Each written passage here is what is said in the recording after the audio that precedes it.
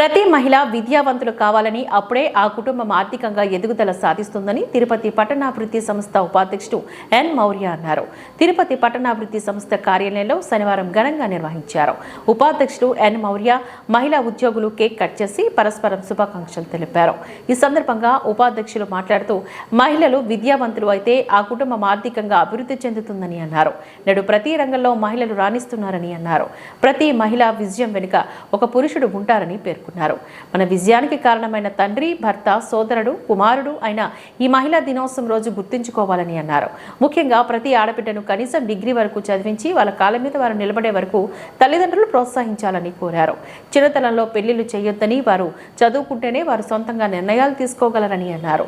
తుడాలో ఎక్కువ మంది మహిళా ఉద్యోగులు ఉన్నారని పరస్పరం సహకరించుకొని మీ బాధ్యతలను సమర్థవంతంగా నిర్వహించాలంటూ పిలుపునిచ్చారు.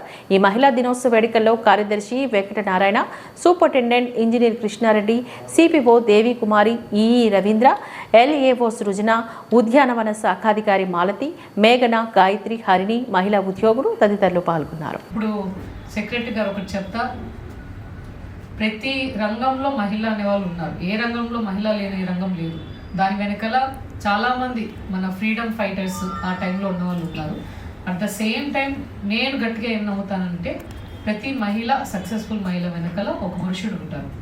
అది మన ఫాదర్ కావచ్చు, మన హస్బెండ్ కావచ్చు, తర్వాత మన సన్ కావచ్చు. సో దాన్ని గుర్తుంచుకొని ఈ మహిళా దినోత్సవం రోజు మనము పురుషులను కూడా సెలబ్రేట్ చేసుకోవాలి. అలాగే అట్ ద సేమ్ టైం మనకి చాలామందికి ఆ సపోర్ట్ కూడా ఉండకపోవచ్చు.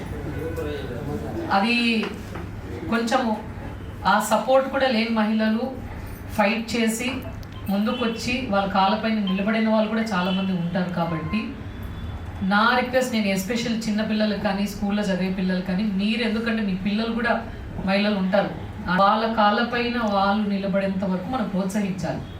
వాళ్ళకి పెళ్ళి అనో ఏదన్నా అని మనము ప్రెషర్ పెట్టడం కానీ అలాంటివి లేకోకుండా మహిళలు ఎస్పెషల్లీ వాళ్ళ కాళ్ళపైన వాళ్ళు చదువుకొని నిలబడితేనే, ఆ ఫైనాన్షియల్ ఇండిపెండెన్స్ వస్తేనే మనం మన లైఫ్లో కానీ మన ఫ్యామిలీలో కానీ డెసిషన్స్ తీసుకోవడం అనేది మన చేతిలో ఉంటుంది. లేకపోతే ఆ ఫైనాన్షియల్ ఇండిపెండెన్స్ లేకపోతే చాలా కష్టం డెసిషన్స్ తీసుకోవడం. సో కాబట్టి ఖచ్చితంగా మీ పిల్లల్ని చదివించి వాళ్ళ కాళ్ళపైన వాళ్ళు నిలబడేంత వరకు ప్రోత్సహించాలనుకో